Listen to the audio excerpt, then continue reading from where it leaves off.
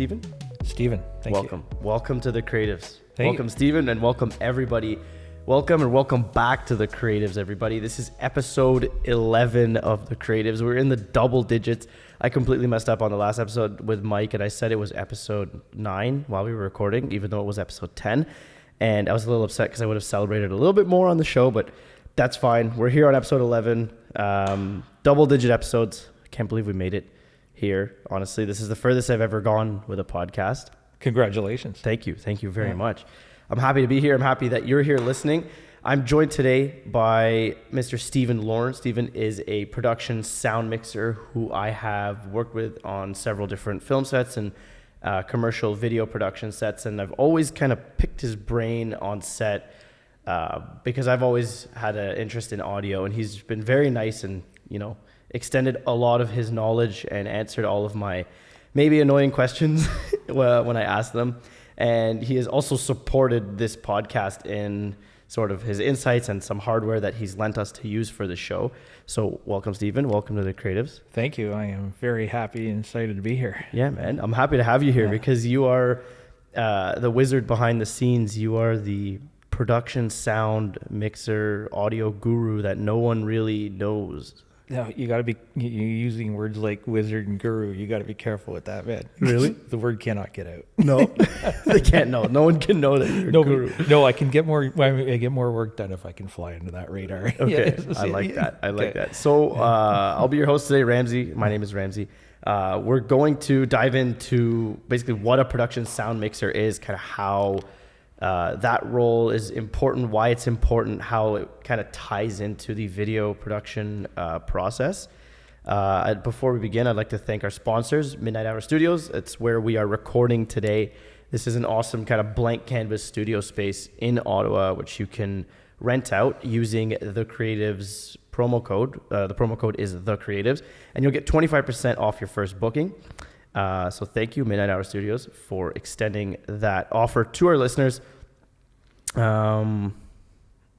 And yeah, basically, Stephen, I'll tell you a little bit about The Creatives before we dive in. Yeah, please. You're mentioning to me before how you've been listening to the show, which makes me very, very happy. Yeah, I have learned a lot. That's awesome. I love that. I love that because So my goal with the show is to create a community based upon the fact that we are all in a similar realm of this like digital space. We're creating digital content in some way or another, and we all bring different skills to the table. And I found like along my several years journey, even though I'm still early on, I was starting to meet a lot of really interesting people like yourself. And I wanted to showcase them because I found there was no context to these people. Like everyone has, a social media page, everyone has a website, but no one really knows who anyone is until they meet them in person. And I find once you meet someone and once you hear them speak, I find it breaks down any like preconceived ideas you may have of them. And so that's kind of what's been very exciting about this, because I get to, first of all, have really cool conversations and pick the brains of professionals. But we also get to show people like what you're about. And so people can know a little bit about you as a human being, a little bit about your like insights and your perspectives on things. So that's kind of the goal of the show. I'm pumped that we're on 11 episodes and not sure if we're going to stop soon. We're going to keep going as long as we can. So I am very curious as where you're going to take this, because the episode. Yeah, because in looking at the other content that you've made and the other people that you've interviewed, and these are some very artistic and creative folk, and it's not quite, I'm just wondering if this is going to be just a little bit of a left turn. No, absolutely not. Oh, okay. It kind of all starts with creativity. So pulling a direct quote off your website that I found, you said you've always gravitated towards any career or hobby where creative, technical, and intuitive converge. So wait, somebody has gone to my website. I have gone to your website. This is a public service announcement. Your website actually works. So. Because what's funny about that is often my website is only used by people to make sure that somebody else has hired me, and two, to see my gear list. Interesting. I didn't know that anybody else read anything else on there. Yeah, everything's but possible. I hugely appreciate it. Yeah, but I imagine, like, I've seen you work, and we've been in several different like production environments where I've seen you just like think on the fly and really use your skills and your knowledge and the tools that you have to like come up with solutions. And in my opinion, a creative is anyone who presents a unique solution to a problem. I remember the last shoot we were on, there was out of nowhere, there was jackhammers right outside the building, and you somehow made it work. Yeah. You could always be a diva on set and say, oh, I want perfection. I'm not doing this unless I can get a perfect sound environment. But that's not practical for what my clients want. So what helps me, especially with the crew that we were working with there and in that company, I can talk about them. Okay. Absolutely. So with a company like Ajax, for instance, we talk ahead of time and I get an idea of what it is that they're doing. Like, I don't mean just like, oh, well, I'm going to come in, where am I going to put my C stands, and et cetera, et cetera. But they always tell me, and this is a part of my like essential questions ahead of time, I need to know, where is this video going? Okay. Because the sound that I do has to align with the point of the video. Like, is this a, verite situation? Is this a kind of a pseudo doc? Is this a straight up, internal video? And so I have to know, what kind of hammer I have to apply to a problem. Okay. Because it's got to fit that format, and the sound has to kind of go along with that idea. Okay. Right. So, it helps me to get into their head from a, I get to hear their creativity as to what in the artistic vision for it. And then it's my job then on the fly, then when problems arise, when a jackhammer comes, now I can make a judgment call. Is this like go, no go? Is this based on what they told me that they're trying to get across creatively?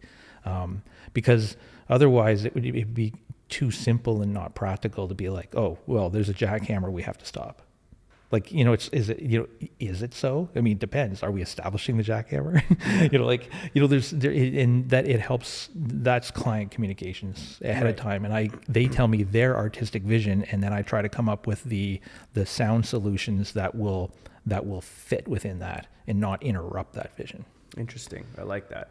That's definitely a very important part of the workflow, I would say, because it's really good preparation, honestly, and you made it work. You made a jackhammer somehow disappear, which I want to maybe get into technically how that's even possible. Right. There's a whole audio is a whole other realm, but it's also 50%, if not more, of the experience in video, right? Yeah, it depends. I mean, there's different moments where a different part of the production is going to be front and center and shines, even though if the audience doesn't necessarily know it. So there'll be a part in it, could be a film, it could be commercial, where this is all about the hair and makeup job on the principal actor. And everybody else's job is to realize that since right this second for this shot, this is all about the hair and makeup, we all have to manage our risks in a different way. Yeah. To accommodate that and not interrupt that. Okay. So what that means from on the ground perspective is saying, listen, this is all about the look on this one shot. This is like a beauty shot of the principal. There might be a little bit of sound, but I'm not going to get stupid picky, because at this moment it's the hair and makeup's time to shine in order to get the performance. Okay. Then there'll be another shot where it's about the visual and the camera work, maybe a really difficult and interesting piece of camera movement. That's the camera's time to shine. There'll be other times when we're like, we need to nail this audio.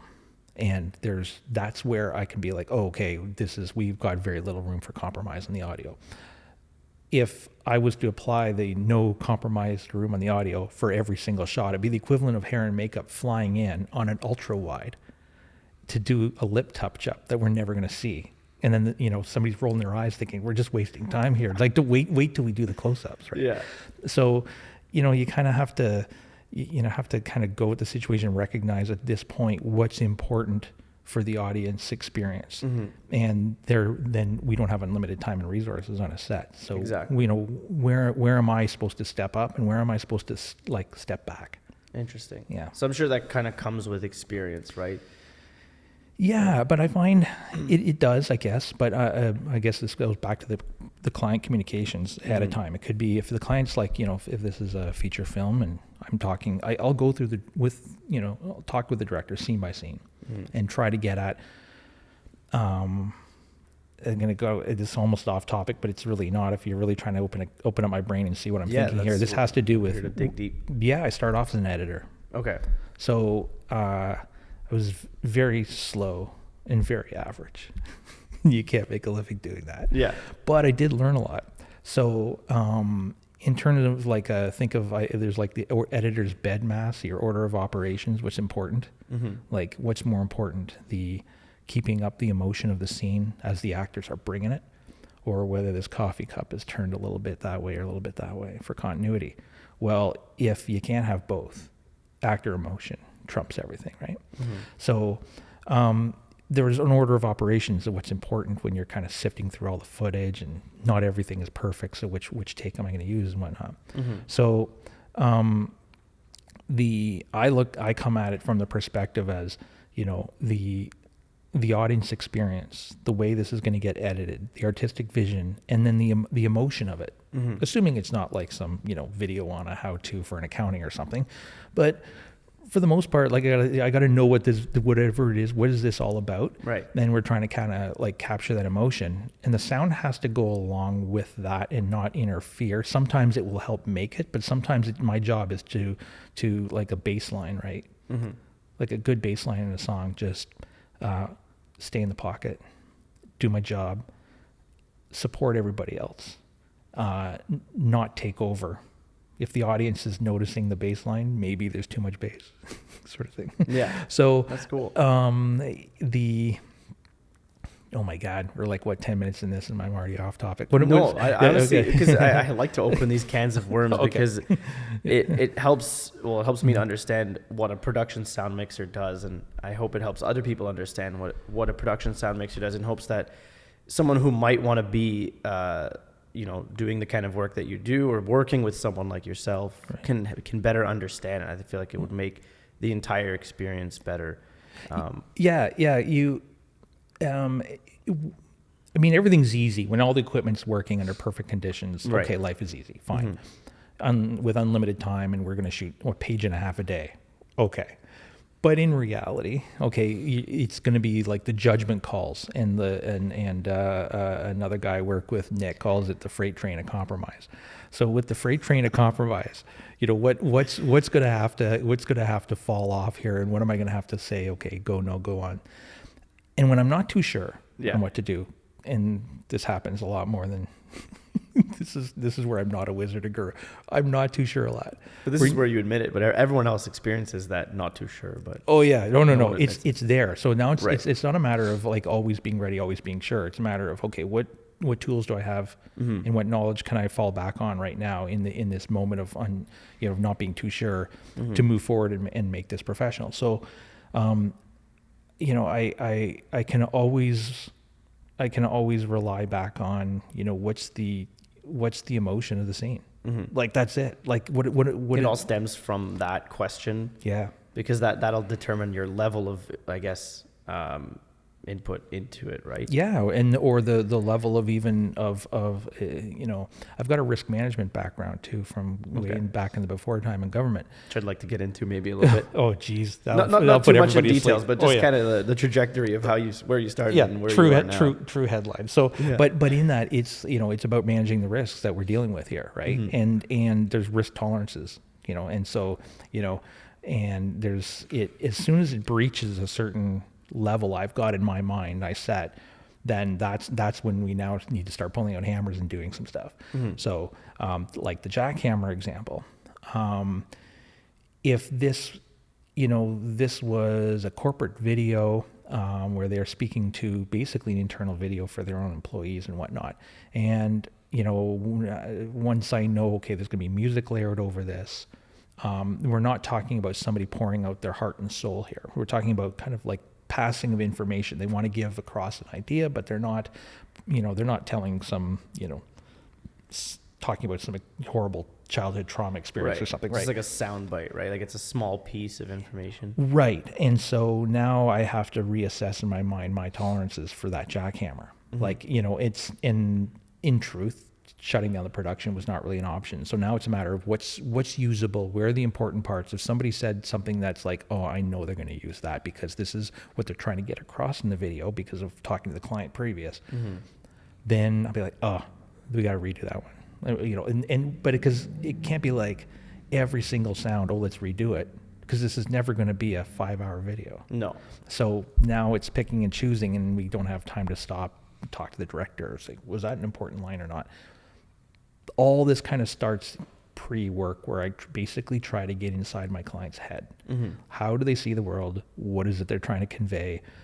And then that way I can turn the knobs and clip this on that, and they don't have to know what's going on, but I'm making judgment calls on their behalf. Nice. And it helps me try to make a good judgment call on their behalf as if they were in my head doing what I was doing. And I can be an extension of them without interrupting an interview. That's cool. That's very powerful. I imagine, that's a very, prepared approach to things, or a way of thinking at least. And I feel like that's been possibly a reason for, your continued work over years doing production sound mixing. But I wanted to dive, like, what is a production sound mixer? Like, high level definition. If you're explaining this to like someone who's absolutely no idea, what do you do? Understood. Yeah, because this can get confusing because the word mixer pops up in many different stages of production. So the production sound mixer is the person who's responsible for getting primarily the dialogue that is done on set and recorded on set. Okay. Point final. That's it. Sometimes when you hear the term mixer, they could be talking about a post-production mixer, and that's where somebody is sitting in a booth with some reference monitors, and they're listening to all the playback stuff, and they're doing the edit, and they're fixing little problems that I've created, and they're off in a studio, often doing that. There may be an entire team of them, depending on the size of the film. Right.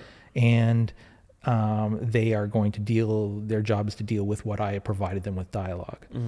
Sometimes I may be also providing them with other environmental noises and maybe sound effects and Foley if I had an opportunity or if that was requested. But as a location production sound mixer, my job is on-site dialogue recording. Right.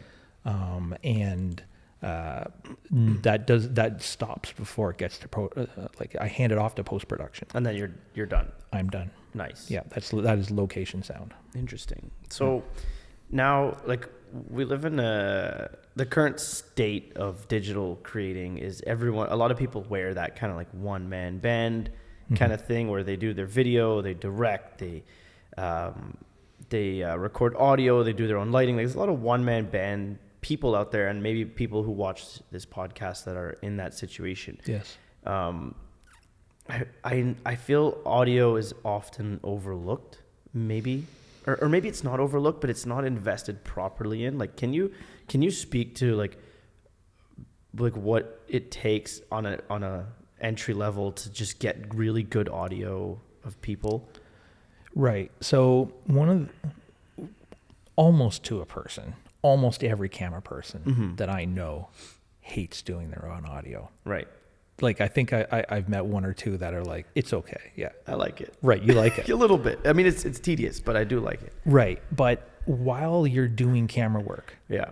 I don't know about you, but I have a hard time walking and chewing gum. Okay. So if I had to operate a camera and do sound, I would fail horribly at both. Okay. I do it on a weekly basis. I know. Yeah. So the people who can pull it off, it's great. But here's the thing. So, I think especially with camera work, it can be complicated enough when you're trying to do your own, when you're trying to do your own sound, when you're trying to do your own everything, directing, including, and lighting, etc.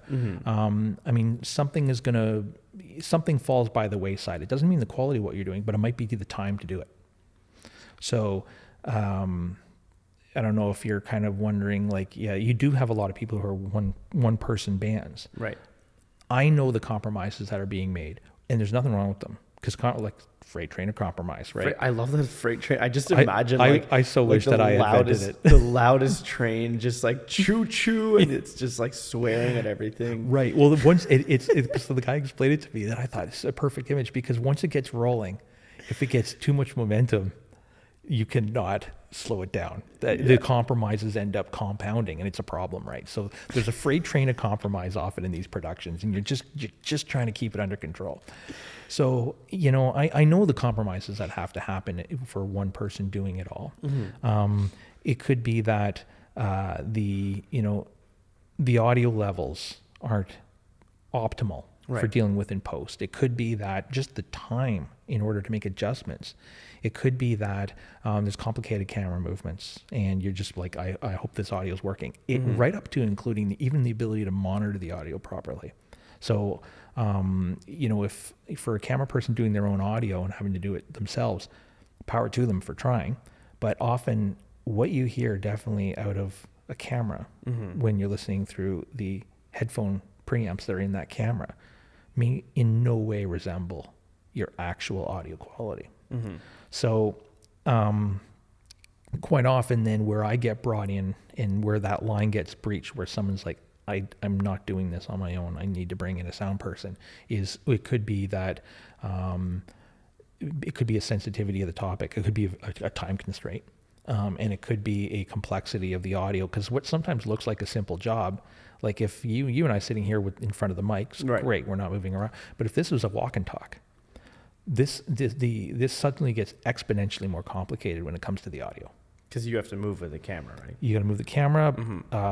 We're moving. Where are the mics? How are they being placed? Does everybody know what they're doing with that? Or is everybody there in order to monitor it and keep up? It just suddenly becomes a much more complicated operation. So this is, and running under the assumption that 99 out of 100 camera people hate doing their own audio. My presence is often a relief. Indeed, it is. Yeah, it's cool, especially with time when you like use the time code audio and it all just syncs right up in post. Right, there's those other technical aspects that are then brought to the table. But from when I think of it from a creativity point of view, you've interviewed people, right? As a director and as operating a camera, there's a lot of judgment calls that you're making in the moment, and your mind is, especially if you're directing, you're interviewing, asking questions, your mind is on content, right? And if you're trying to draw the best content out of somebody, the last thing you want to be thinking about is, how much battery life is left in that light up there. Like, it's funny you say that, because that's kind of what happens during these podcasts. Yeah, is I am hosting the podcast, of course, but I'm also I'm in my head like, did I hit record on that camera right there? Right. Did I hit record on that recorder right there? But I completely understand what you're saying. It definitely is. I have yet to have my own production where I hire someone like yourself fully, because I'm usually just winging it. Right. And my solution has been to use a high quality set of lav mics where I clip them to my subject. Because a lot of the stuff I do is like, I do video content for social media, and it's frequent videos where we're selling something. We're selling a product, usually it's houses or cars. Those are like one of the main things I film. So I found I'll strap a Zoom recorder to my belt, and then I will put a Sennheiser lav set. Yep. And just roll with it. Right. And it's worked. It's worked quite well. But right, because you're looking for, in those moments, you're not necessarily looking to grab the most, every nuance of the actor's expression. Exactly. You're looking for clarity. Yeah, just clear, clean audio. I want clear, clean, not a lot nuanced. And the situation, it could be the budget, and the situation just don't allow for somebody like me to come in and help out. Yeah, exactly. But in other cases where, in this is where some of my clients do their own sound without me. And I know it, and I help them do it. And nice. Other sound mixers wonder if I am like undercutting it. But the way I look at it is, one, I got happy clients, and two, from just being realistic, it allows them to grab gigs on slightly lower budgets, and they can make the judgment call saying, we don't need Stephen for this. This is something we can do ourselves. And then I'm fully, then I sleep well at night knowing that the minute it crosses the line in their planning process where they're like, oh no, this just got complicated. Call Stephen. Right. So that's nice. Yeah. It works. I'm happy with that arrangement. I find what works a lot of the time is when you give more than you ask for in situations like in this case, you're giving your clients the tools and maybe the skills needed to record their own sound, and it's coming back because they're going to be loyal to you when they need that higher level. Loyalty is a funny thing. So this is a tangent. That? Well, this popped actually weird enough. That gig where there was the jackhammering. Yeah. There was somebody else on set who seemed to was giving an anecdote about something with having to do with client loyalty, and something that really pissed them off about it. And it's not like I'm loyal to people, but in terms of a company loyalty, at the end of the day, I got paid. I did work, I got paid. If there's a deficit there, that's friction. That's unnecessary friction later.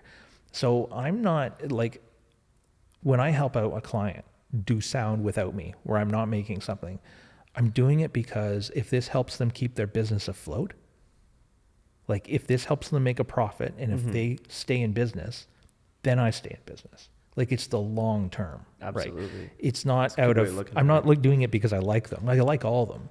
Right. It's just that and I've seen it with the film community here in Ottawa, where the more business that like people will dump on Hallmark films or, movies of the week sort of thing as being, it's not hugely artistically creative and like the Christmas movies and stuff. Right. Or it's a bit of a sweatshop. And those things are all true, but there's so much fringe benefit to the film community who aren't doing those things in Ottawa. It's huge. The spin-off business, the attraction of talent, the attraction of more people filming here, the word gets out. Everybody's skills level and skill set rises as a result of those things, either because they've moved on from them or learned from them or whatever. We all benefit, even if we don't like them. I really appreciate that kind of macro view of everything. You're not looking at it as like, you're not mad at any one particular individual or upset about anything. You're looking at a macro view, and it is for your own personal benefit, but it also is for the benefit of everyone else in the space that works in the realm. Lest I sound altruistic here, however, I am a mercenary. I do enjoy, like I occasionally work on small free passion projects. Okay. Not out of the goodness of my heart. I like the people, they're passionate, they're wonderful, and I would love to be that person who just does it for the love of the art. But in truth, today's no budget film director, if they've got some talent, that could be the person who's one of my regular clients 3 years down the road. Yeah. Right. Okay, that's that's ultra mercenary looking at it. I'm also helping them out because I just know that collectively their success will trickle down to my success. At the very least, maybe it's something I enjoy working on. And again, from a mercenary point of view, there's yet to be a set where I haven't learned something. So even still, how many years have you been doing sound? Oh, like 7-8 years. And you still straight, learn every time. set. Oh, even if I'm with people, like I was with on a short film a few weeks ago, and I had some new gear I needed to test out. Okay. I happened to be at one of Vincent Valentino's Kino events, and these are people who are really, a lot of them are very new to the process, and they're learning and they're having fun. And I saw one, I thought, that's some interesting camera work, and I thought the acting in that was pretty good. I thought, for what it was trying to do. So I approached the person who produced it and said, next time you need time, give me a call. I might be free. And I always have new equipment, or I've got a new boom operator who I'm training up. There's a reason for me to be on set. If I don't have something booked, I have a life outside of this, but frankly, like I have an opportunity to learn. And I'd rather do it with something that I can watch later and something I can be proud of. So, I think they covered my gas or something, and I can't always do those sorts of things. But yeah, I absolutely learn something new on every set. And it may not be from a technical point of view, it might be from like a, dealing with people point of view. Like dealing with new actors, for instance. Dealing with new actors can be a huge pain in the ass because they're really hard on gear. You're putting up a very expensive lav mic on a new actor who thinks that they're doing a favor by ripping it off themselves at the end of it, and you're going out of your mind, right? Can you just put into context how much a lav mic wire costs? A good one. Well, so I'm a DPA person. I mean, I have some Sanken COS 11s, which are pretty industry standard, but those are brand names. Yes. Of mics. So yeah. Okay. So I'd say 99% of large productions you are using one of two lavalier mics on their actors. Probably about 75% of them are using the Sanken COS 11. Okay. And the rest are using DPAs. DPA is more expensive and more fragile. I only use DPAs. I have some Sankens. Live life on the edge. The sound quality is so good. It's just, that's the thing. And my clients, when for me, I'm not really doing movies of the week anymore. I will do some of the behind the scenes stuff and whatnot, but I've kind of moved a little bit away from that. So I'm not grinding out and putting really hard on equipment. My clients are smaller crews. I'm offering almost a boutique service, and my clients want the best mics. So those DPAs are around 800 for the mic. For just the microphone. Just the mic. And that doesn't include the receiver piece. No. Wow. Yeah. Oh my goodness. But once you hear it, yeah, you can't go back. Yeah, those sorts of things. So yeah, you get what you pay for with audio, right? Oh yeah, and I'm pretty particular. I take care of my gear. Anybody working for me, any of my utilities or boom ops, frankly, I don't even care if they understand sound when they start. Right. I am looking for, does this person have respect for people and gear? The gear's expensive. Yeah. So if they have respect for it and they're not going to abuse it, I can train them to do sound. Exactly. It's very hard to train a good attitude. Right? That's actually very true. It's almost the gear's expensive, but I find that oftentimes it's just the inconvenience of having to replace a piece. That's why I don't like I'm very particular as well with my gear. I don't lend stuff very easily. I don't really let other people touch it unless I really trust them. Right. Because I just don't. It's insured, yes, but I don't want the inconvenience. And also, for certain kinds of gear, like everybody understands if that camera tips over and break, oh my God, the lens is expensive. Yes, everybody understands that. But people don't have, and not in a disrespectful way, people just don't know how much sound gear costs. No. It's not something that people tend to venture into. And they don't really understand, in order to have a professional location sound mixer on set prepared to provide what's expected of me on a large production. Right. They do not realize the van full of gear required just to bring a microphone to the situation. Yeah. Like there's a lot of backup stuff. And it really justifies the rate of, like, you would go by, I guess, like half day rates and full day rates, right? Or just like you charge whatever rate you do, but I find oftentimes maybe that people are like, oh my gosh, that's expensive. Yeah. But then when you think about the fact that there's sticker shock when it comes to the sound production sound mixers rate. Yeah, but when you tell me that one tiny mic costs $800 and you've got maybe tens of thousands of gear that you're bringing on location. Yeah, and I have like 15 of those mics. Yeah, you have a bunch of those. Just the little lav mics. Yeah. You're prepared. So it is justified. Yeah. Kind of the world that I'm in of like videography is I'm in a weird in between where I'm a videographer, but I'm also a commercial video production company, and like I've dipped my toes in film, I've dipped my toes in the video space, and it's always been my goal to mesh techniques of film into the video space. Right. But I find a lot of people in the videography side of things are reluctant to invest in good quality microphones because it's the sticker shock. It's scary. You don't want to spend $800 on a mic. It's tough because it also have different life cycles than camera gear. Audio does? So if you're used to video gear, there's maybe some incorrect assumptions about how things work with audio gear when it comes to their life cycles. Okay. So the audio gear, like the piece of kit that we're looking at down there, The Mix Pre-D. the Mix Pre-D, that is a 20 to 25-year-old device. I thought it was like 10 years old. No. It's 25 years old? So just the crazy thing is, could you imagine using a camera that's 25 years old? Yeah, you wouldn't even see us. We'd be like 4 pixels right now. Forget about it. It'd be you couldn't get away with it, right? So, and with good gear and audio, will last a long time. And not only that, I could sell that for how much I bought for it, which was used, which was I paid for what the original person bought it for. That's crazy. It just holds value. So assuming the gear is kept in good condition, it should last a very, very long time. It's so niche. There's so few companies that are providing the location sound mixers around the world. We're all using the same stuff. Cool. Like there's it's one of 3 audio recorders, one of 5 microphone companies. That's it. It's there's not much. So it's so niche. And not only that, we all talk to each other. I know this would be shocking from a camera point of view. There is a website that we all hang out on. Who is we? Is this all Ottawa sound people? No, every location sound mixer in the world. In the world? There's one website.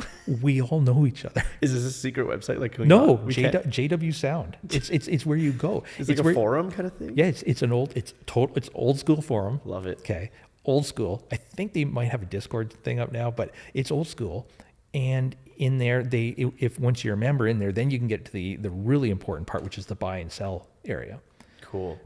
Everybody knows each other. You can buy and sell gear, like $10,000 worth of gear, without even batting an eye over Do you trust a problem the with person? it. Not a problem. I've done the same with car parts. I've been on like car forums and I've exchanged parts with people from all over the world as well. Where you kind of like trust each other, right? Right. Well, so I used to be a musician, like a bad amateur musician, but we did some gigging and whatnot. So and I was a bassist. Okay. So I've got a bassist mentality, and I see a lot of links between that. Not only just the actual community, but actually how you approach your job artistically.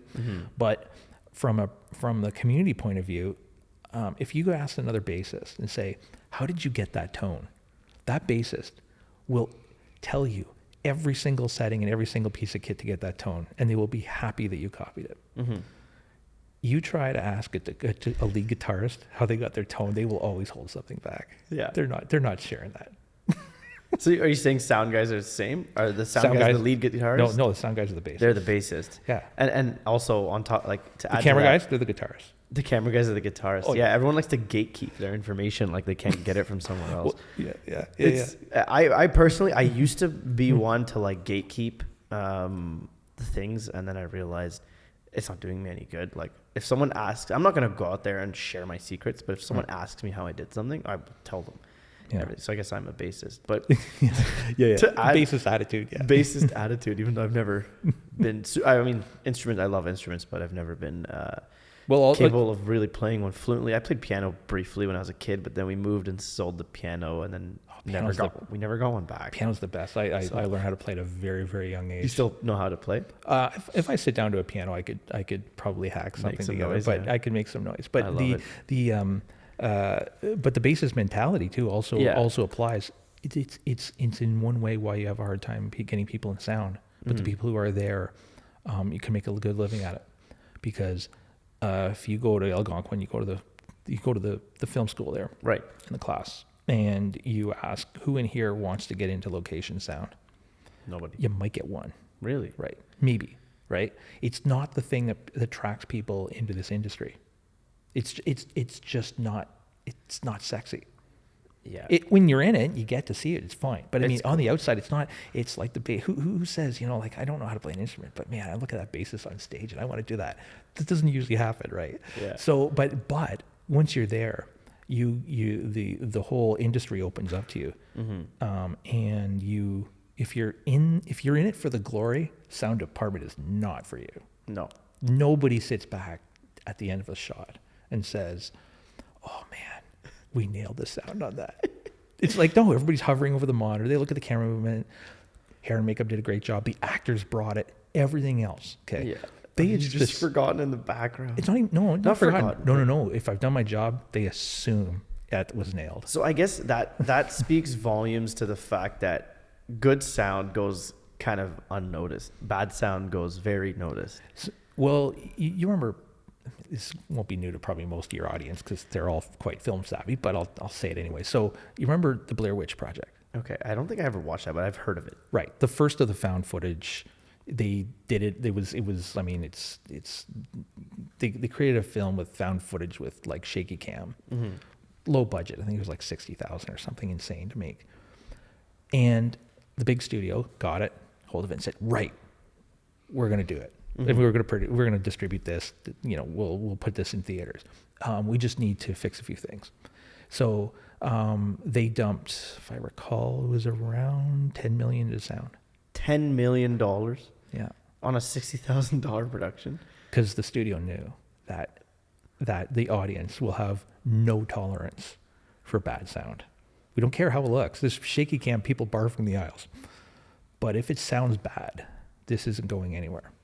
So they invested the money and they got it. What did that movie make? Like 160 million, like something insane. So it was worth the investment. Oh yeah. That's the studio knew. That's incredible because, you know, it's not the position of glory for people aspiring to be in the film industry or video industry, but it's like, it's so important. Like you can forgive bad. That's an example of you can forgive bad video, but you can't forgive bad sound. Well, you can cut around. So, you know, and when you're out on shoots, you do the B-roll, right?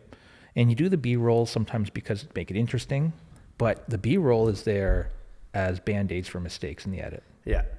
Okay. You hide cuts. You hide cuts, et cetera. Or something visually, something popped. Oh my God, we caught that light in the background, but no, we'll cut to the hand movements and something, whatever. There's no B-roll for sound. No. Right? Like it's got to be right. It's got to be right. So that leads me to another question. What, since it has to be right, and it's almost like now or never, and like if you can't necessarily redo takes when they're good, what's the most challenging thing about all of it for you? You mean like, well, when we're on location getting this? Yeah, just as a production sound mixer, someone who captures sound on location, knowing that it's a very important piece and you may not get another shot. Like what's the most challenging thing about doing it all? Sometimes it's, I hope nobody feels, sometimes educating the director. Interesting. So, I mean, what's the old saying that there's only two roles on set that you can have a complete rookie do? PA and director. Okay. I mean, it's kind of true, yeah. Yeah. So sometimes if you get a director who, I mean, if they've come up through the technical aspects and they've done camera work or something, you never have a director who's done sound, but done camera work or something, or even an actor, they understand, they have an appreciation for what needs to be done. As in, if they say, you know what, let's shoot this from this angle, they realize that in order to relight this, it's not going to be a minute. Right, they have an understanding of the time involved, and they need not understand all the details, but they understand that this is a big ask to turn this around or to do this, or what if we just kind of can we not put this on rails or something? Well, to set the cameras up and put them on rails is going to be like, this is not a 2-second operation. So, in order for me to look at something that we're about to shoot and say, well, there's no room for forgiveness here. We got to nail this. We're going to have one shot at this. Okay. That, the more the director understands that and is tolerant of the questions I'm about to ask them. Okay. How is this going to happen? Where are we going to do this? Where is this going to end? If it's in that prep, in that time, a new director, I was just really dealing with a very enthusiastic and talented, somebody clearly has some raw talent, but is new and on a shoot fairly recently. And the biggest problem I had was getting this director to just slow down and take a minute and answer a couple of my questions, because we were only going to get one shot at this, from a sound perspective. Right. So, I will come up with all the mics on the people that we need to cover off every contingency as we're kind of walking through this place and getting stuff ad hoc. I just need to have a bit of an idea, of what is it you're trying to get out of the scene, what are the headlines, what are the key points and whatnot. Just take an extra couple minutes, allow me to prep. then we can go gonzo and wing it. But it looks like winging it, but I need a little bit, I need to know some things and prep ahead of things so that when you wing it, you nail the sound, right? So it's, putting a microphone like I guess the long way of answering this is just time. I mean, that's the biggest challenge often is time. Like, you give me unlimited time. Working within the constraints of, like, you have 8 hours to shoot something today and we got to do it. Yeah, and it's like, well, that person, I can mic that person up in 3 minutes given what they're wearing. That person's going to take 20. Because of their outfit? Because of their outfit. Really? Wow. Yeah, so when on a feature film, the first thing I do in my day is I make a visit to wardrobe. Okay. And I see who's wearing what today, because that will dictate so much of what I have to do. Where am I going to hide the mics? What is going to sound like? That material. And so, like I said, maybe this person, I can wire them up in 3 minutes, but they're wearing. But if that cocktail dress, this is going to, there's not a lot of real estate to deal with. There's no pockets, right? There's no pockets. I find dresses in my, videography miking that I do. Whenever I'm recording a subject wearing a dress, the mic pack gets clipped to the back, bra, and or the bra. I've never done the bra. I've done the back of the dress, and then use the hair to hide it. Yeah, I love jackets. I love blazers. I love suits. They're so easy. No. Yeah, so like on all these, and the materials all will rub against each other, so it can get really complicated in a hurry. And if that's somebody that we need to get that dialogue on, and there's going to be a wide shot, and I can't get my boom in or whatever, then now time is my enemy. Interesting. Is this approach, is this just standard practice for audio people? It's the outfits are the first challenge, and then it's time, and then it's the wardrobe, radio frequency coordination. Radio frequencies is become a nightmare for sound people in the world, all across the world right now. You can have a government decide that we're selling off this block of frequencies to get a better 5G network, and effective next year, this entire range is now illegal to use, and you'll have a third of the sound mixers, their equipment is just bricked because they operate on those frequencies. Yeah. So it's a thing right now. That's actually insane. It is the thing right now. So it's like you're running out of radio frequency real estate, getting crunched. So for people who may not fully understand so the radio frequencies is only for wirelessly transmitted audio. Correct. So from a lav mic to a recording device, it transmits over a certain frequency, right? That's correct. Yeah, it very much like tuning in your, like you go into your car and you dial into the FM radio sort of thing. So like that's a 91.2 is a frequency. Right. Now there's a frequency range that is kind of like called kind of free use that we access in the television and film community. Those same frequencies are often occupied by the digital channels that are broadcast right now over this. So if you put up an antenna on your house to watch some TV, literally there, if you see channel 36 on there right now, if I go over to your wireless equipment over there, I could dial into channel 36 from my lav mic. Yeah. Wow. If that pack is for that frequency block.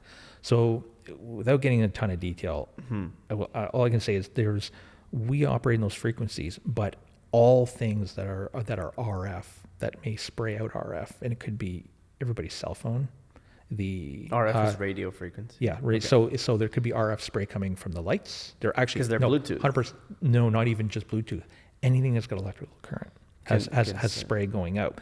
Now they may not occupy the same space, but it has an implication for the radio space. Okay. That radio space is becoming very busy with extra walkies, stuff on camera that is like wireless transmitters going out of camera that are competing with like literally next to wireless receivers that I stick on the camera. I never even considered that, but I'll talk about a weird story if once.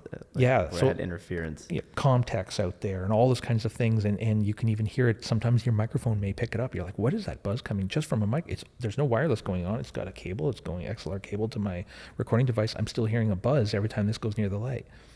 Some microphones are more susceptible than others, and this is why a production sound mixer can't just have one microphone. You need to have a bunch of them, because you're like, this one's getting RF hits. I got to switch out a mic, different brand of mic. Like, so you have to have on a different band. Yeah, because in truth, if the first AD on a film set, and I go to them and say, I'm dealing with a radio frequency problem. I need 20 minutes to deal with it. I might as well ask for a kidney.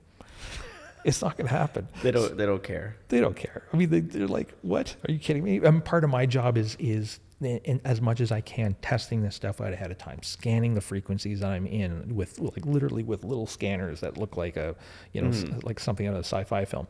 I scan the area and say, okay, this is what we're doing. Oh my God, all our stuff is set to this. We need to change it to that. Like, this is, anybody who watches this that does location sound, there's nothing new. I'm telling them, this is what we live. This is what we live. But you make it happen, obviously. Like, you have no choice, but it's got to look seamless because I can't, like I said, the tolerance level for can we, well, you've been on a set, right? I ask for 30 seconds of room tone.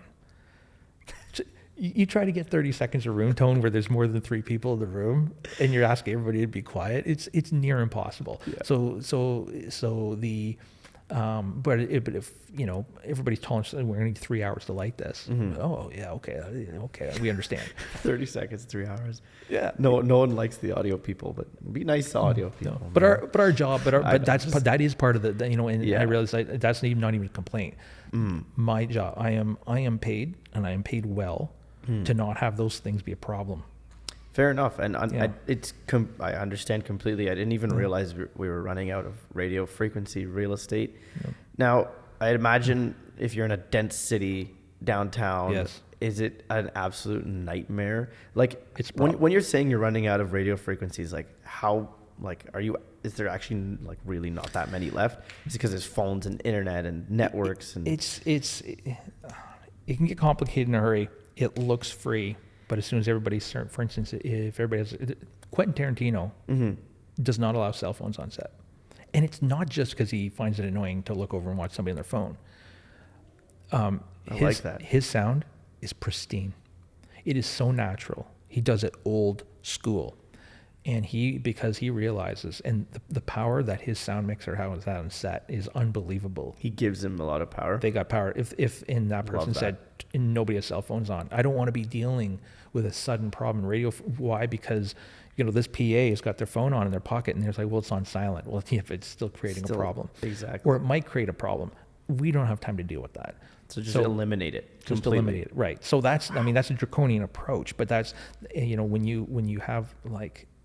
It's old school, but it's like Tarantino, Steven Spielberg. They both know more about sound than almost every sound mixer out there.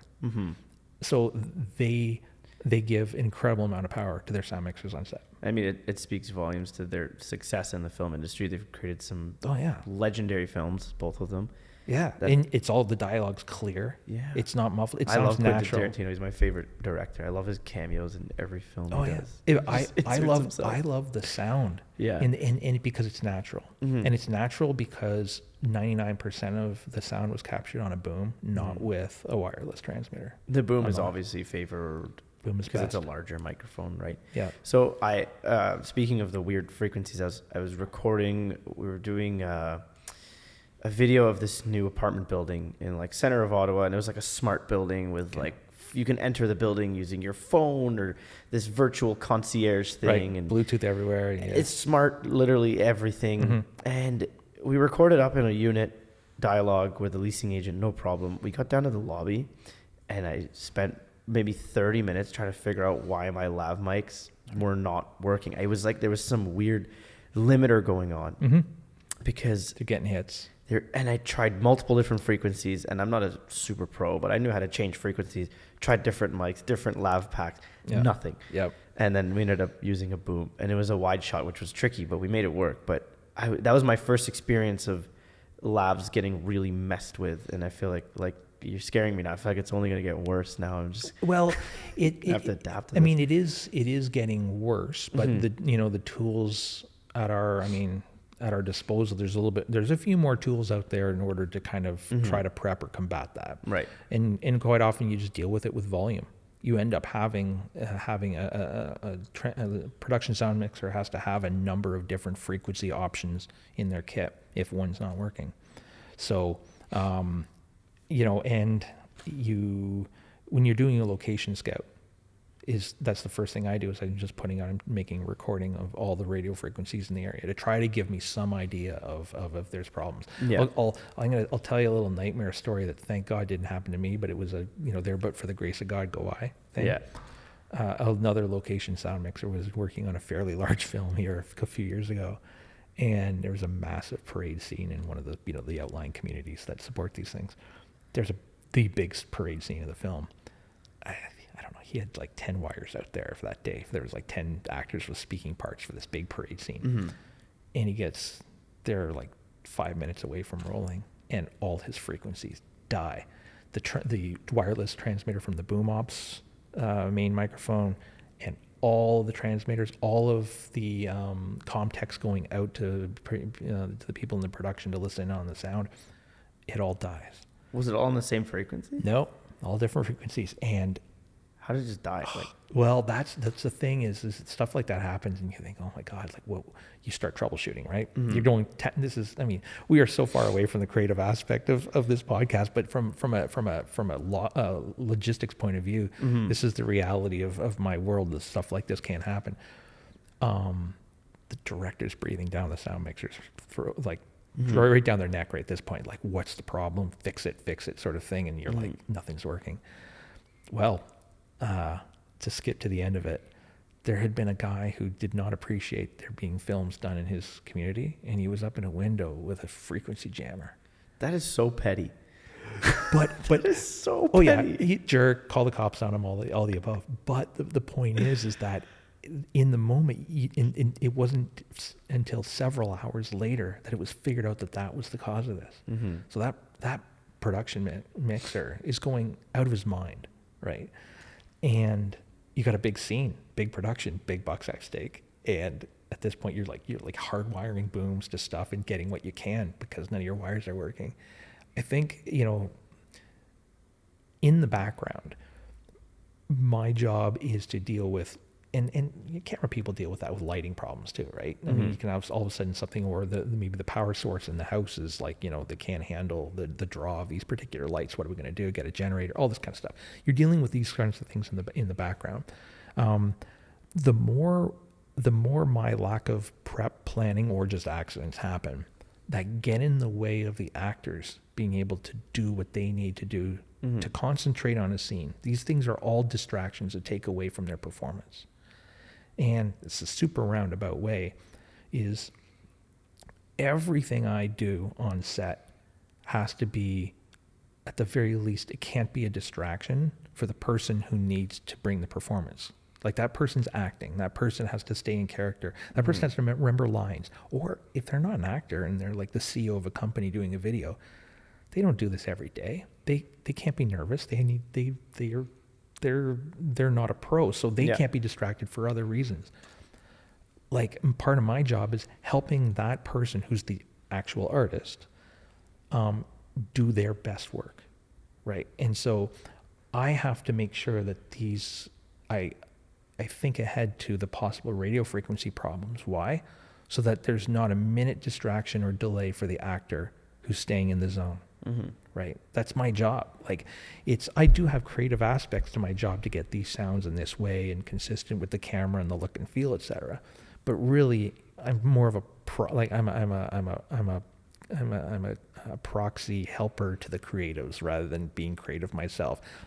These are the creative people: the director, the writer, the actors. That actor is on camera right now. They have to bring it. I have to do my job in such a way that does not take them out of that zone. That's more important than that's almost more important than actually capturing good sound. Yeah. I really appreciate your insights into like the world of sound. And like part of my motivation for this podcast was to take creativity out of that box, because in my view, you are a creative person, because you're now bringing all of your technical knowledge forward to solve it's a unique problem every time. Mm-hmm. You don't really have reoccurring problems. You might have some reoccurring problems, but you're always presented with different problems. And to me, that requires creative thinking to constantly deliver on finding solutions to unique problems is in fact creativity, in my opinion. Mm-hmm. And so that's why I invited you on, because I knew you had this in my head, I feel like you can see sound. I don't know why. I feel like you literally see sound waves. They're just like, you know what moving. I see? I see editors cursing my name. That's what I see in my head in those moments where I'm like, you know, if I bugger this up, that editor in a month at 2 a.m. is gonna be cursing my name. That's their problem. They need to be waking up early and starting early. Every once in a while, I gotta tell you, you get and every sound person has the same thing. Is where you get a call from an editor from a project from 3 months ago saying, "Hi, I'm the editor for so and so," and you're like, "Oh, this can't be good." Yeah. But then, you know, thankfully, the last couple times it's happened, it's more like they've got a question about. It could be like a naming convention thing with the files, or it could be like, Small you know, question. something that was like really easy fix. Yeah. Whereas like you're always worried, like, you know, it hasn't happened to me yet, thank God. But it's like, oh God, you know, if I always worry it's going to be something like, hey, we've got a video file here. There's no associated audio file. I'm like, I mean, is this the one time I did not hit the red button? You know, like that's the sort of panic that can cause, sort of thing. But yeah, so yes, I guess I do see sound, and I also see an editor freaking out if I do this wrong. That's so funny. I love that. I feel like everyone in their industry has that one category of people that when they call, your heart drops. You're like, oh crap, dread. What did I do wrong? That dread. I provide the gear I have, as well as the gear that other professional sound mixers have. You provide a daily sound report, and it will give you a complete breakdown of all the scenes that we recorded and all the information about, including my typed in notes when I thought there was a note, and I've added notes into that file, like jackhammer or something. Yeah, or you might be able to grab some room tone at the 3-minute mark of this take because it was, you know, the actor was silent for 10 seconds, so whatever. Notes. Yeah. Useful. So I put in these notes, and especially on large productions, you get pages and pages as there's like how many takes per day over 20 days of shooting or something. I always put in one note. Here's my phone, in the note part. Here's my phone number. If you call this phone number, I'll give you $50. No way. I've never got the call. Crap, you just shot yourself in the foot. No, I've never. No, it's because like no one reads the notes. Well, there's some editors who diligently read my notes, and there's the vast majority of them that I remember one editor. I'm like, so like, are my notes helpful? And they're like, I've never seen your notes, so it's never actually got to them. I send it off to like, and they're not delivered to the editor. They're just not delivered, and they don't need, or I guess they don't need it. So I'm like, what am I doing all this work for? But regardless, I mean, there are some editors who like a small corporate shoot or something. There is no script supervisor, so nobody's keeping track of what scenes and takes we've done. My notes are the only record of what we did. Right. So then they use my notes. Right. I don't put the $50 offer. Okay. No. You're paying out $250 to your small crew. Yeah. That's so funny, Steve. I love that, man. That was really cool. I want to ask you a couple things about you as a human, as a person. Just briefly, we don't have to go too deep, but I kind of want to know like origin story of how you kind of where you started, maybe even back into your childhood and how you ended up doing sound for a living. Okay.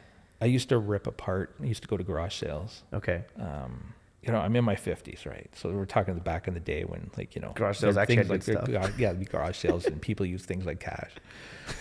And so I'd buy up old radios and then rip them apart and then see if I could put them back together. That's and figure out how they worked, right? It just goofing around like a kid stuff, like the way I take my bike apart.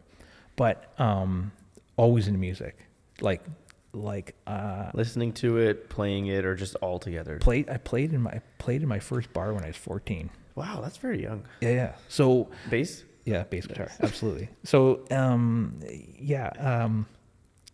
kind of always into music, and then how it was produced, but not a professional, right? Like I get paid for some of these gigs, but I don't call it being a professional when it barely covers your food. So, and that was just weekend warrior stuff. I did that later. Later on, actually, probably the reason I got into this was out of spite. That's funny. I've got like,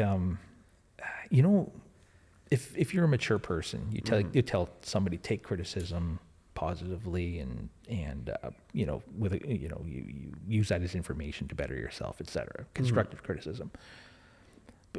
For like, usually when somebody gives me constructive criticism for like a nanosecond, they're dead to me. I feel like that's everyone's first reaction. Yeah, but then it goes away. Then I'm like, no, I got to be a big person about this. So what happened was, I was like writing fan fiction for stuff. Okay. Okay, for like a video game. Okay. This is a long time ago. I don't know, cheapers now, a dozen years or something. Okay.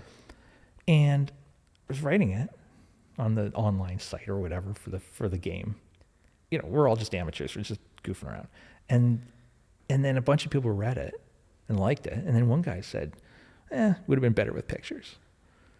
I was like, you're dead to me. But then I thought, okay, I'll be a big guy about it. So I thought, I'll give you pictures. Mm-hmm. I will. And this is before this is a thing, because this is back in the early days of YouTube. I thought, I can record myself doing the video game. I'll edit it together, and I'll make a little movie out of it. Like playing the game? Machinima. Well, kind of, but manipulate the game and kind of like orchestrate the scenes, if you will. Okay. And like nothing now, but at the time, nobody really was doing this. So I'll show you. I'll do it. So I thought, great plan, Stephen, except probably I've never actually taken, I don't know if I've taken a photo in my life, and I don't know how to edit anything. Mm-hmm. Never taken video. So I'm going to have to learn how to do this. So I got some pirated software to never done that, and to learn. And I thought I also have to learn how to edit. Then I got so deep into it, like we were having like hundreds of hours at this point. I'm like, the problem is I don't know anything about like film. So I'm trying to replicate camera techniques, but I'm gonna have to actually understand what camera techniques are, what lenses are. So I researched that. Essentially, I went to my own film school. Teach myself film school all in order to do one guy's comment. Because it went, so what I did is I thought, so I started making these videos and they got kind of popular. Then I made the first full length feature machinima art on YouTube, and it went viral. And then the video game company started contacting me and wanting me to do some of their in-game videos, like the cutscenes and stuff. Cutscenes and stuff like that, and some of their ads. And just those kind of, making, I get, nowadays, this is big business. But back then, it was like, we can pay them like contract work and just make it cinematic. This is literally the only instruction I had. Make it cinematic. That's a blanket statement. Yeah. Cinematic. So I'd be like, I go online looking for voice actors to fill in the voice acting work. I had no idea what I was doing, right? And I started doing this. But then I got like in that community, like, like internet famous in that community. Yeah.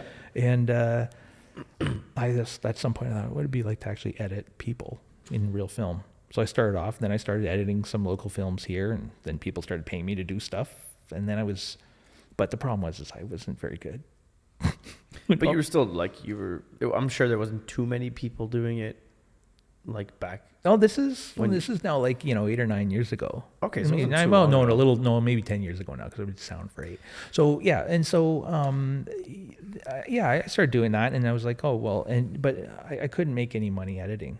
I'm competing with guys who can actually edit like you, like really. I mean, who could really properly edit and edit quickly if you need to, right. Which was not my MO. So I had to pivot into sound.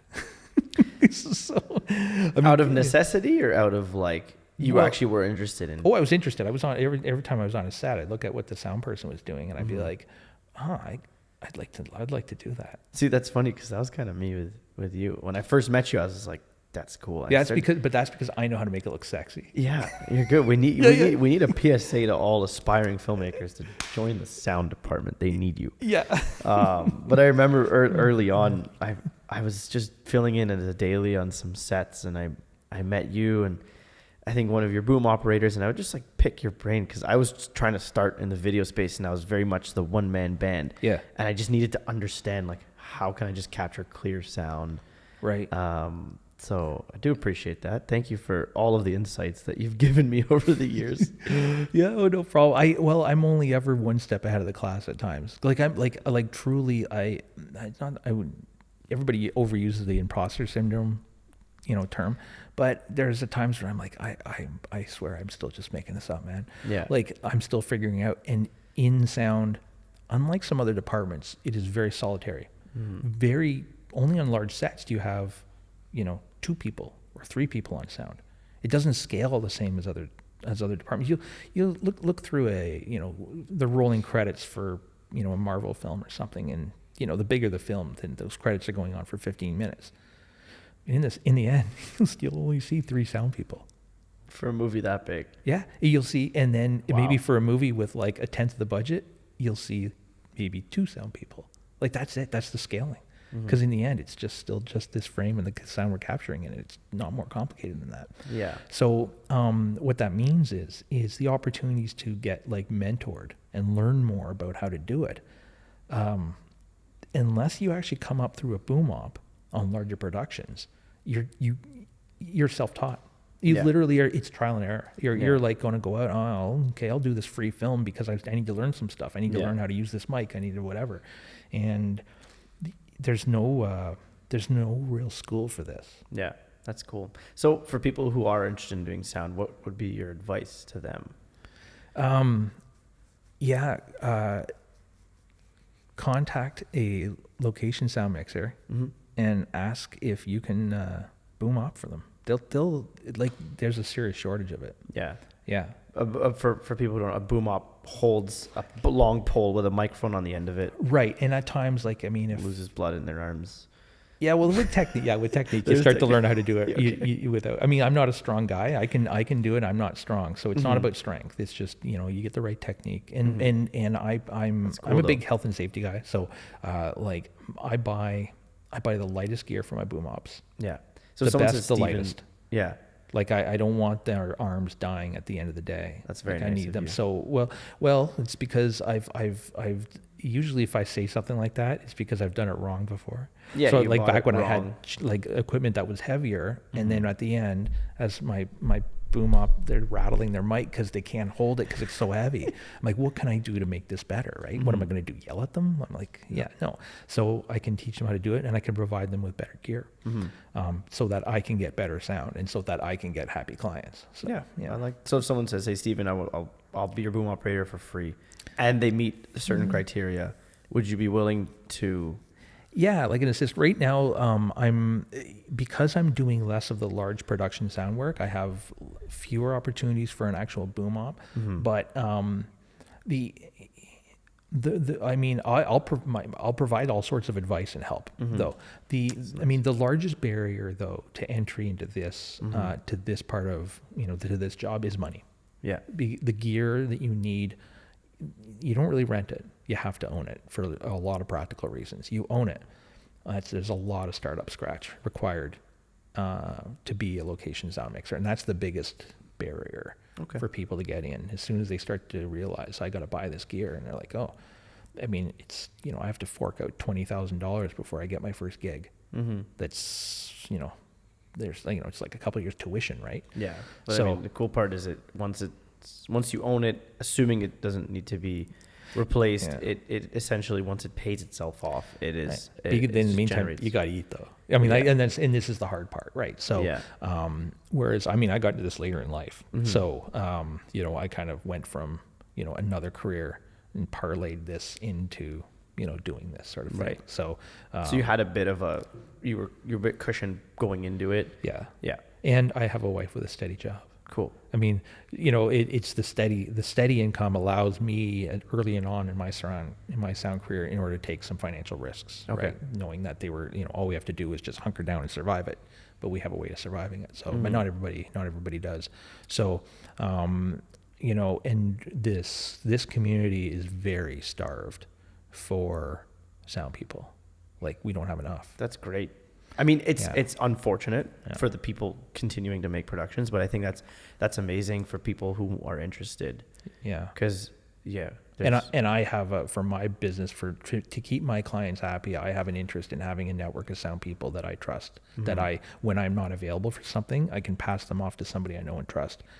Love that. Not a random name, right? So then the more people who know what they're doing, the happier my clients are, because then I'm like, no, I'm not available for that, but call this person. And we need a little bit, I'm not going to get political, but this is not a diverse group of people in sound.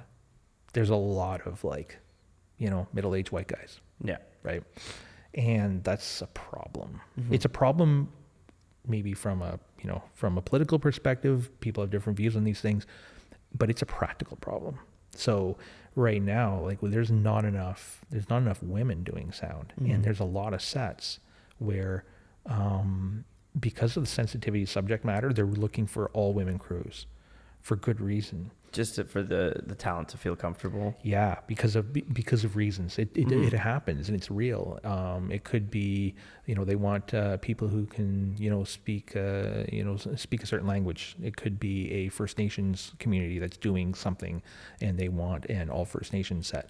So the fact that we don't have a diversity in amongst the location sound mixers in general in Canada, I can name you all the women location sound mixers in Canada. Because there's that few. There's that few. Wow. So it's the kind of thing that, that the community at large is aware of and trying to, so when I say kind of we're looking for more people to get in and boom ops and assistants and whatnot, it would be great to see more people of color and more women involved in that, because there's work to be done and there's room for it, and it would make things better for productions. Yeah. Well, I hope that this episode between you and I serves as another beacon for people. If you are one of those people remotely interested in sound, you can make a career out of it, and you can make a comfortable career out of it, I'd imagine, once you get to that professional level. Yeah. So if you are completely lost and you want to explore it more, there's local groups on Facebook, there's local communities. You can email us at TheCreatives. We'll point you in the right direction, connect you with the people that you need to be connected with in order to get into that space of sound. Stephen, I really appreciate your insights, man. It's been cool to pick your brain. This is fun. And you've been the first audio. Actually, no, we had a musician on, Joseph, but you're the first production sound mixer we've had on the show. So thanks for being here on episode 11, which is really cool. I understand this is one of your debuts on screen. Oh, this is for the people watching the show. I've never said in all the years. I actually have never spoken a word on camera. I love that. You know, it's the expression, like back in the radio days, they have a face made for radio. Radio. Yeah. I got That's the face the made for meanest sound. thing you can say to someone who's like, you have a face for radio, and they're like, oh no, that's not nice. Nobody has ever looked over behind my sound cart and said, you know what, we need to bring that hunka burning love in front of this side of the camera. We need to see those strong forearms and holding the boom ups. That's so funny. Well, I'm glad your debut on screen. This could open up like a world for you, Stephen. Like I feel like you're going far after this episode for sure. There's gonna be a million people see this. You can't say this thing. I just get nervous then, man. I'm totally joking. Yeah. Before we wrap up, I have a couple fun rapid fire questions to ask you. All right. But also one last question related to sound. Moving into the future, where do you see the whole space going? Virtual reality. Wow. That's providing video game sound, and especially in a 3D environment or in VR, has not caught up to the level of realism that you can produce for video. Cool. So right now you're in a VR space or a video game, and your character, you're playing some RPG or a first-person shooter, and you walk into a building or a cave. And your character says something. Well, it's an actor in a studio talking to a microphone, and they add reverb to make it sound like a cave. But that would never fly in an actual movie. Like in a movie, the difference between that actor saying that in that space. You can't put your finger on it, but it sounds real. The space sounds valid. Right.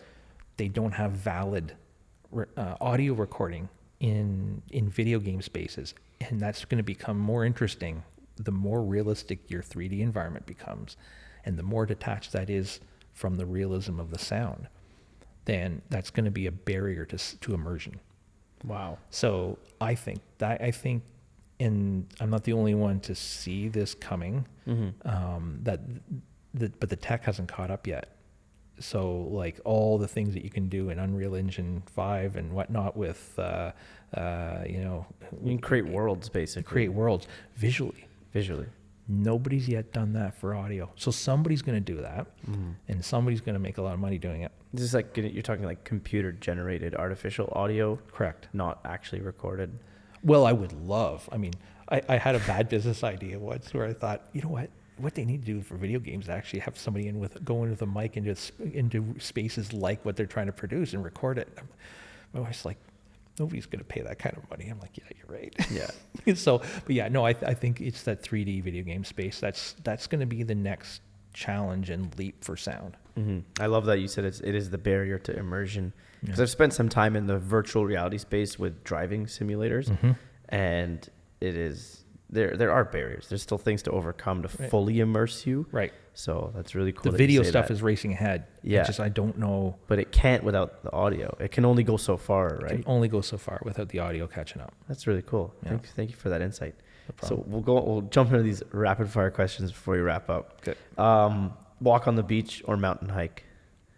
Oh, mountain hike. Nice. Oh, no, but I can't be near the edge because I'm afraid of heights. But yeah, mountain hike. Mountain hike. Yeah. What's your favorite pizza? Favorite pizza. You mean like I can't say a brand name? Like toppings on a pizza? Anchovies.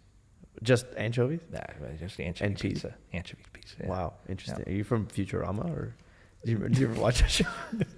No, not for Futurama. There's something about an anchovy pizza. Yeah. Would you rather fight 15 6-year-olds or 6 15-year-olds? how many 56-year-olds? 15 6-year-olds? 15 6-year-olds. 6 15-year-olds. Yeah. Good answer. Yeah. And then the last one, I imagine you're very well acquainted with outdoor lighting. Sunrise or sunset? Sunrise. You like sunrise more? I like sunrise. Yep. Is there any reason why? I'm a morning person. Okay. Yeah. That makes sense. Then I feel like I'm working hard.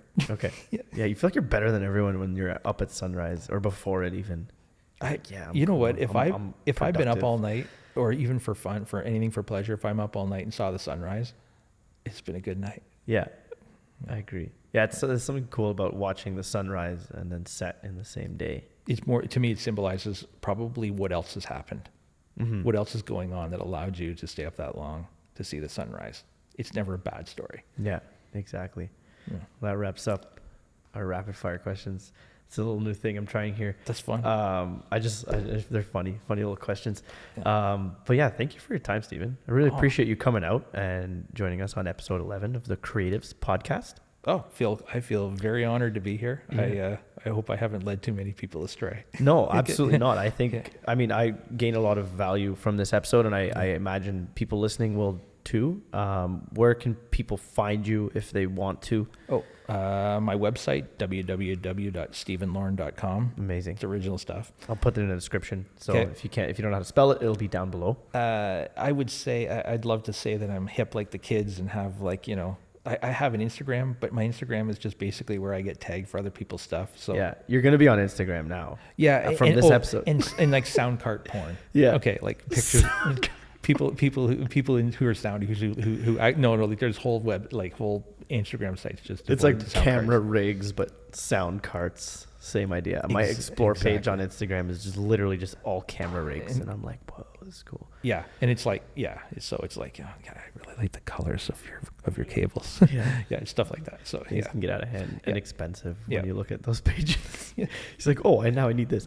Yeah. That's cool. So I'll put all your info in the description below if people want to contact you for their projects. Yeah, through the website. You can email me from there, and I will try to help you with any piece of advice that that I can give to help you with your own gear, to help with gear purchase decisions. This happens a lot. A lot of locals who just say, I want to just do my own thing at home, and what should I buy and whatnot. So that's awesome. Thank you for extending that opportunity to people, and thank you for listening. Thank you for watching. I'd like to thank again our sponsors, Midnight Hour Studios, which is where we're recording today. There'll be some information about what they're giving you, the listener, in the description of this. If you're enjoying the show, please, support it by dropping a comment, a like, a rating, depending on where you're watching it or listening it. Just, let us know by giving us whatever feedback is on the platform that you're experiencing this podcast. And thank you to Pano Media for powering the production here. Thank you to our editor, Ryan, for working hard behind the scenes to get these episodes out in a timely manner. And coming up on the next episode, we have a very interesting a very interesting person who has photographed many people and created very cool portrait photography work, maybe in this space, maybe in other spaces. And she is a very talented photographer, so I'm excited to talk to her. I don't know, you may know her. I don't know if I should reveal. I don't know if I should gatekeep information. Tell me after. Yeah, tell me after. I'm gonna keep it a surprise for the listeners. I'll tell Stephen after. Okay. But so keep an eye out on the creatives. We have a Discord channel where you can chat about gear and all sorts of things creative. Everything you need to know will be linked in the description again. So thank you very much for watching or listening, and we'll see you next time. Thank you, Stephen.